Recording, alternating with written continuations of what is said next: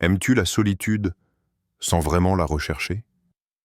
Ressens-tu parfois que ta sensibilité dépasse la norme? Que ton regard voit des choses que les autres ignorent? Tu n'es pas étrange. Tu n'es pas cassé. Tu es différent. Tu es peut-être ce qu'on appelle un chosen one, un élu. Un chosen one, ce n'est pas une personne parfaite. Ce n'est pas un héros hollywoodien. C'est un être qui a été appelé, souvent sans le savoir, à suivre une voie différente. Une mission intérieure qui dépasse l'ego, la routine et les apparences. Et si tu écoutes ce message jusqu'au bout, ce n'est probablement pas un hasard. Tu sais, au fond de toi, que tu n'es pas ici juste pour survivre, mais pour servir, pour guider, pour guérir, ou pour protéger quelque chose de sacré. Mais voilà le piège. Être un élu ne te protège pas du danger. Au contraire, cela t'expose. Les élus attirent la lumière, mais aussi l'ombre. Ils sont ciblés, testés, isolés, parfois détruits de l'intérieur avant même de comprendre qui ils sont vraiment. Et souvent, ce n'est pas le monde extérieur qui les brise, mais leur naïveté, leur ouverture mal canalisée ou leur manque de protection. Car le vrai danger n'est pas de porter une lumière, mais de la laisser sans défense. C'est pourquoi cette vidéo est essentielle. Je vais te révéler 10 secrets que tu dois absolument garder si tu es un élu. Des vérités spirituelles et psychologiques qui peuvent faire la différence entre un chosen one qui se perd et un chosen one qui s'accomplit. Tu n'es pas seul, mais tu dois apprendre à te protéger, à garder le silence là où il le faut, et à maîtriser les codes invisibles de ce monde. Ces secrets ne viennent pas de livres. Ils viennent de la souffrance vécue, de l'intuition affûtée, de l'expérience de ceux qui sont passés par le feu. Si tu es prêt, alors respire profondément. Ce que tu vas entendre n'est pas pour tout le monde. C'est pour ceux qui savent, ceux qui sentent. C'est pour toi, secret. Le silence est une arme. L'une des erreurs les plus fréquentes chez les élus, c'est de trop parler. Quand tu découvres ta mission, ton potentiel ou ton éveil intérieur, il y a une envie presque incontrôlable de partager. C'est humain, mais c'est aussi dangereux. Pourquoi? Parce que le silence protège ce que les mots exposent. Quand tu parles trop tôt de ce que tu es en train de bâtir, tu offres ta vision à des regards qui ne sont pas faits pour la comprendre, et parfois même pour la détruire. Il y a des gens qui n'attendent que ça. Savoir ce que tu ressens, ce que tu vis, ce que tu prépares. Pas pour te soutenir, mais pour te devancer, t'affaiblir ou te manipuler. Tu penses qu'ils vont célébrer ta lumière? Non, beaucoup veulent juste la contrôler ou l'éteindre. Tu n'as pas besoin d'annoncer ta transformation, elle se verra. Et ceux qui doivent le sentiront, sans que tu dises un mot. Le silence, c'est une forme de sagesse ancienne. Dans certaines traditions spirituelles, on dit que celui qui parle trop dissipe son pouvoir. Chaque mot révèle une partie de ton cœur, de ta pensée, de ton énergie. Trop de paroles, c'est comme laisser les portes de ton temple ouvertes à tous les vents. Mais attention, garder le silence, ce n'est pas fuir, ce n'est pas se taire par peur. C'est choisir consciemment ce qui mérite d'être dit et ce qui doit rester sacré. Quand tu restes silencieux, tu observes. Tu comprends mieux les intentions. Tu entres dans le mystère et c'est là que tu deviens imprévisible, donc puissant. Alors, apprends à faire confiance à ton intuition, pas à ton besoin d'être compris. Tout ne doit pas être partagé. Tout n'a pas besoin d'être validé. Ce que tu construis dans le silence a plus de force que ce que tu annonces à voix haute. Souviens-toi, Ta parole peut te libérer, mais ton silence peut te sauver. Secret 2. Garde tes rêves pour toi. Il y a des choses dans ta vie qui ne doivent pas être dites trop tôt. Parmi elles, il y a tes rêves.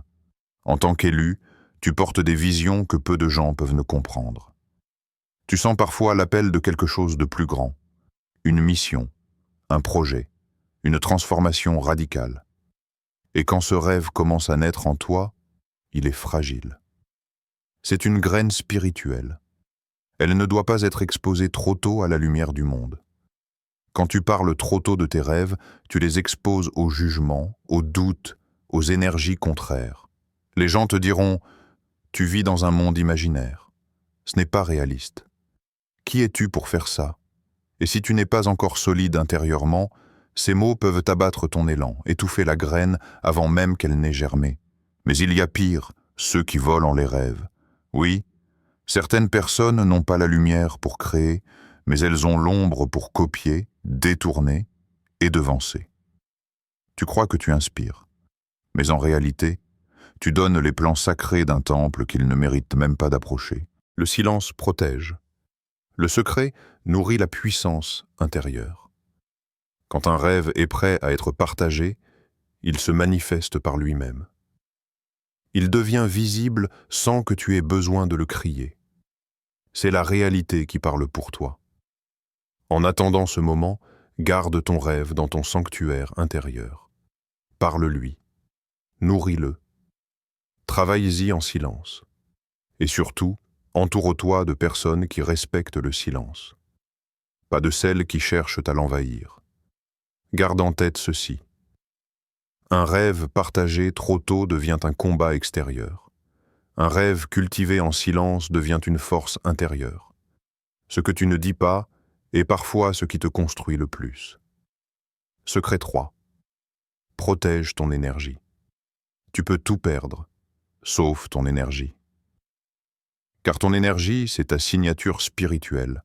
C'est ce que tu portes de plus précieux. Elle influence tes pensées, ton intuition, ton magnétisme, ta paix intérieure. Et pourtant, c'est aussi ce que tu laisses le plus facilement fuir, souvent sans t'en rendre compte. En tant que Chosen One, ton énergie est lumineuse, pure, magnétique. Et c'est précisément pour ça qu'elle attire, le beau comme le dangereux. Il ne s'agit pas seulement de fuir les personnes toxiques. Il s'agit de reconnaître tout ce qui draine ton âme.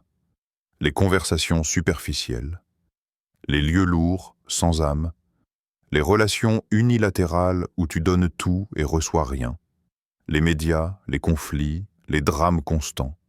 Chaque interaction est un échange invisible. Tu donnes un peu de toi, ou tu perds beaucoup.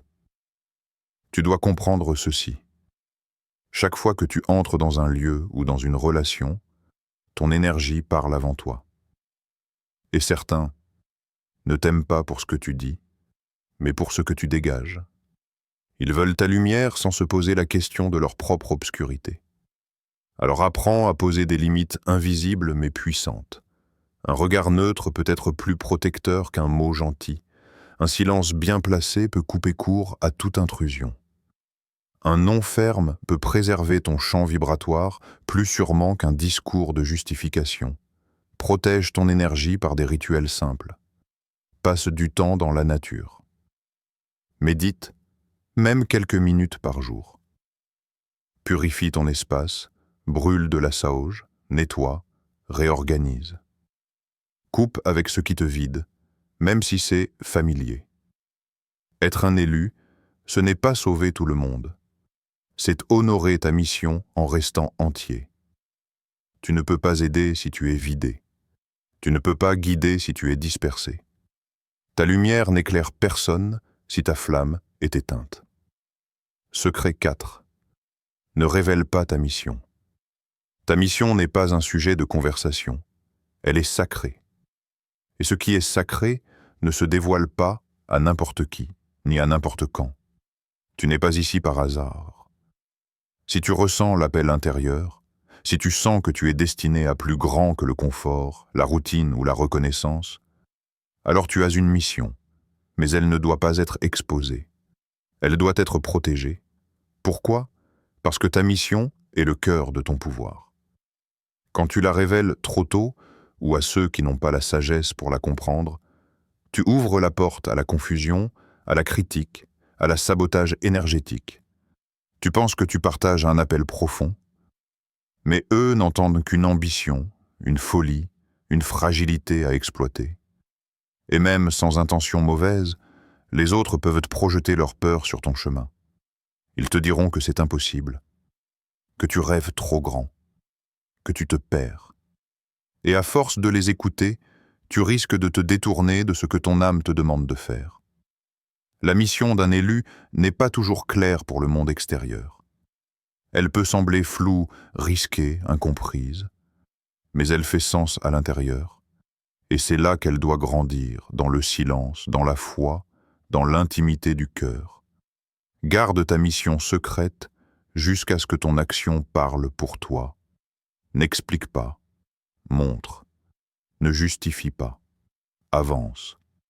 Ne cherche pas l'approbation, cherche l'alignement. Et rappelle-toi, plus tu dévoiles ta mission, plus elle est vulnérable. Mais plus tu la protèges, plus elle se renforce, jusqu'à devenir inarrêtable.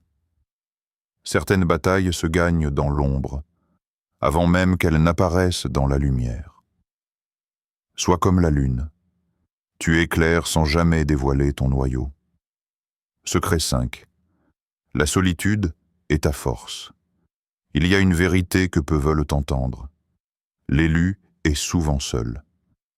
Mais ce n'est pas une punition, c'est une préparation. Dans la solitude, tu es dépouillé de ce qui est faux.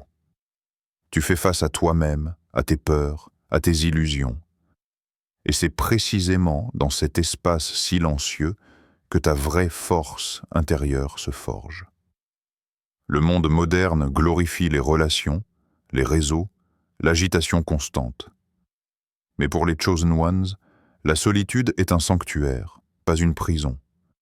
Ce n'est pas l'isolement par rejet, c'est le retrait par élévation.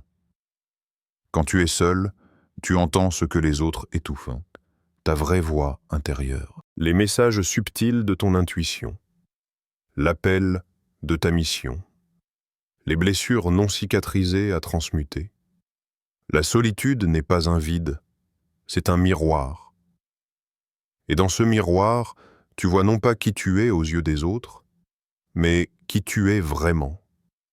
Beaucoup fuient ce moment. Ils s'entourent de bruit, de distractions, de relations superficielles. Mais toi, tu n'as pas le luxe de fuir. Tu es appelé à grandir dans le silence, à devenir solide sans dépendre des regards extérieurs. C'est dans la solitude que tu actives des codes anciens. C'est là que tu ressens la présence invisible qui te guide. C'est là que tu redeviens maître de ton espace énergétique. Apprends à aimer ta propre compagnie. Lis, médite, marche seul, écris, observe. Et surtout, ne cherche pas à combler ce vide. Habite-le. Les grands guides, les visionnaires, les éveillés ont tous traversé des périodes de profonde solitude. Ce n'est pas un hasard, c'est un passage initiatique, une épreuve sacrée. Tu n'es jamais vraiment seul. Tu es séparé du bruit pour entendre l'essentiel. La solitude n'est pas ta faiblesse, c'est ton initiation. C'est là que tu deviens inébranlable. Ta douleur est sacrée.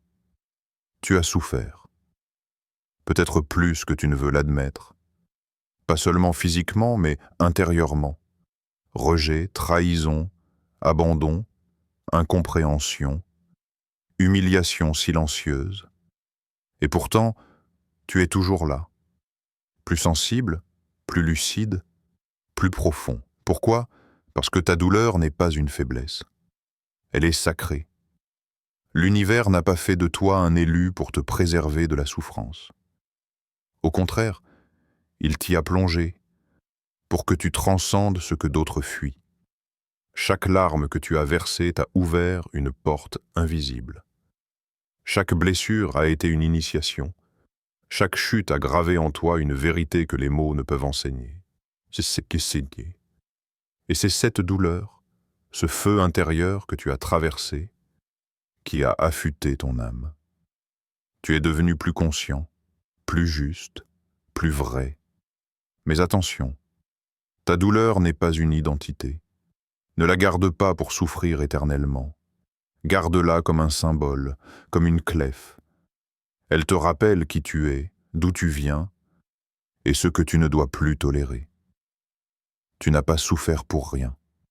Tu as souffert pour voir plus clair, pour ressentir plus fort, pour guider avec plus de compassion. Et ce que tu as traversé, d'autres ne le comprendront jamais. Ce n'est pas leur rôle. C'est le tien, de transformer cette douleur en lumière, en structure, en protection. N'aie pas honte de ce que tu as vécu.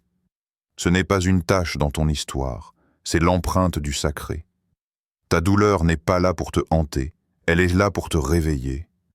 Et rappelle-toi, ce que tu as survécu t'a rendu incassable, pas insensible, mais inflexible dans ta vérité.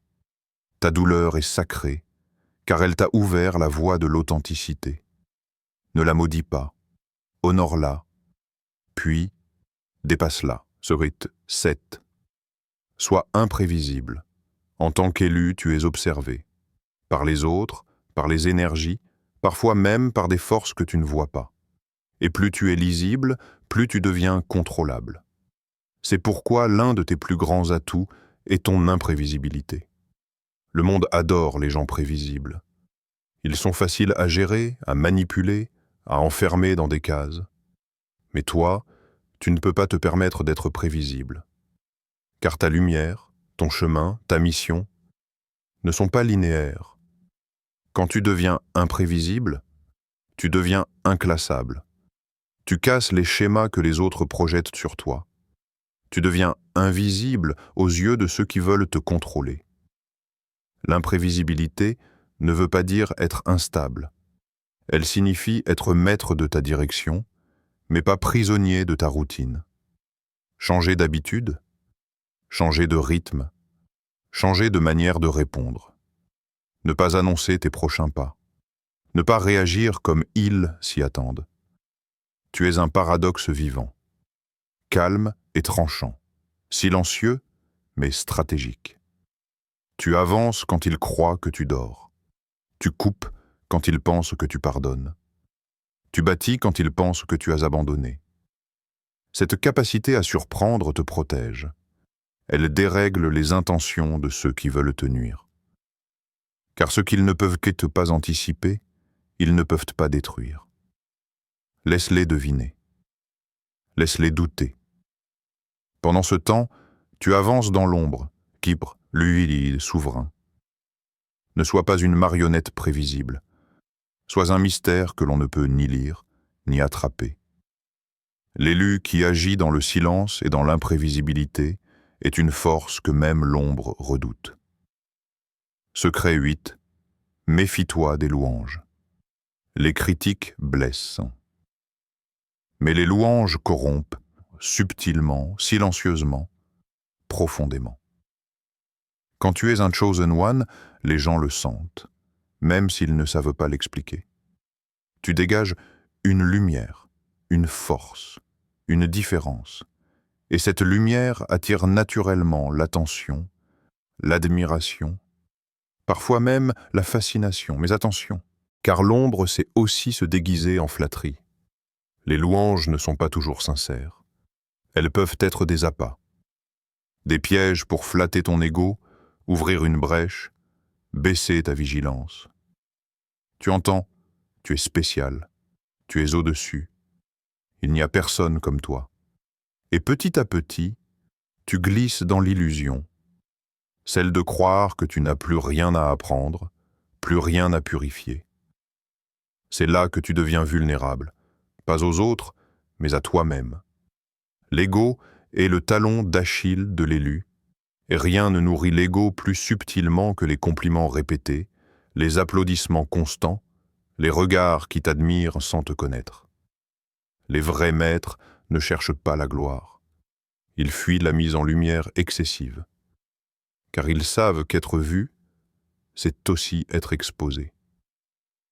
Tu dois apprendre à recevoir les compliments avec gratitude, mais avec recul. N'en fais jamais une drogue, n'en deviens jamais dépendant.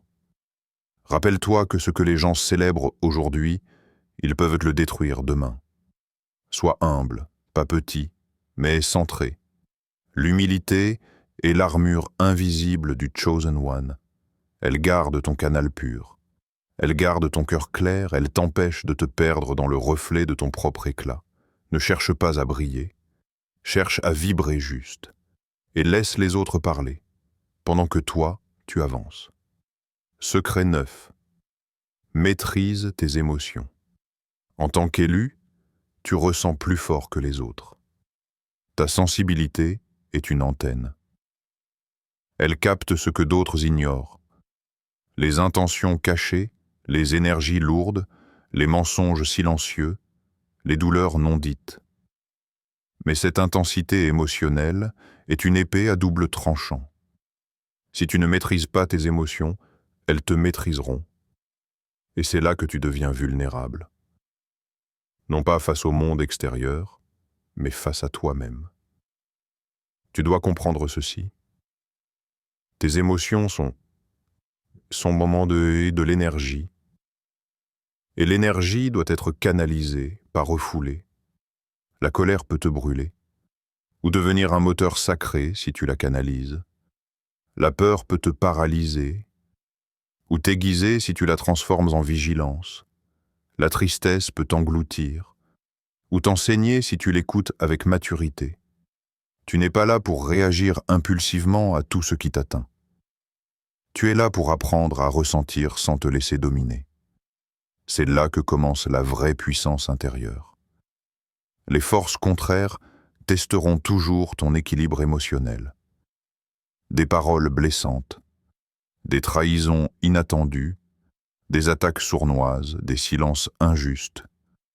Mais si tu restes ancré, centré, lucide, tu deviens intouchable. La maîtrise émotionnelle n'est pas froideur. C'est la capacité de rester stable même quand l'intérieur tremble.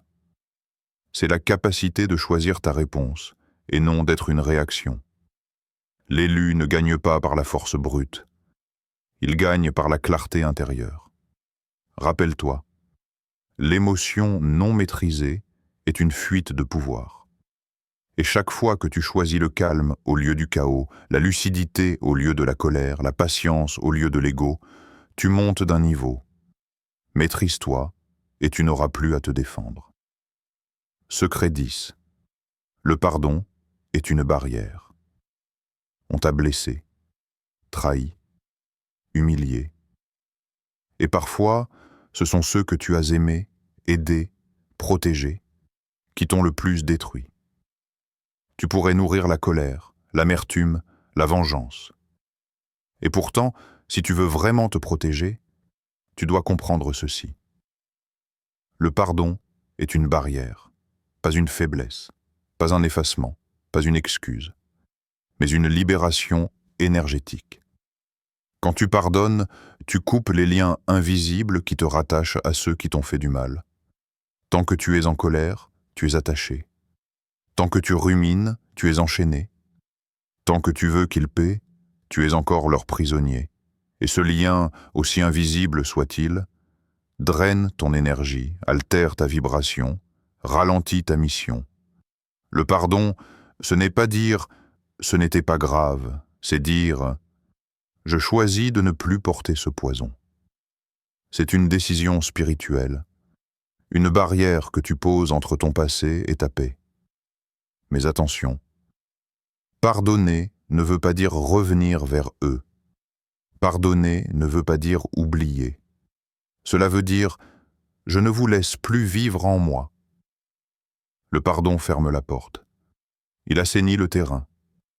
Il efface les empreintes négatives laissées dans ton espace sacré. Et quand tu pardonnes, tu redeviens souverain. Tu ne réagis plus. Tu choisis. Tu ne combattes plus l'ombre. Tu la dépasses. Le pardon n'est pas une faveur pour l'autre. C'est un cadeau que tu te fais à toi-même. Car un cœur plein de haine ne peut pas porter la lumière. Et un esprit en paix est le meilleur bouclier contre le chaos. Alors libère, nettoie, ferme la porte et avance.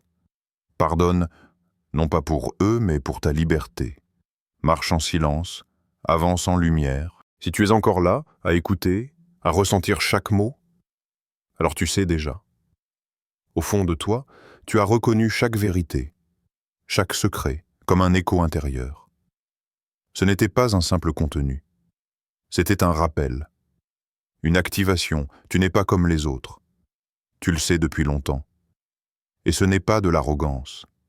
C'est une responsabilité silencieuse que tu portes. Tu es ici pour voir plus loin, ressentir plus profondément, aimer plus consciemment. Mais pour ça, tu dois te protéger. Reprenons une dernière fois, calmement. Le silence est une arme. Plus tu en dis, plus tu t'exposes. Garde tes rêves pour toi.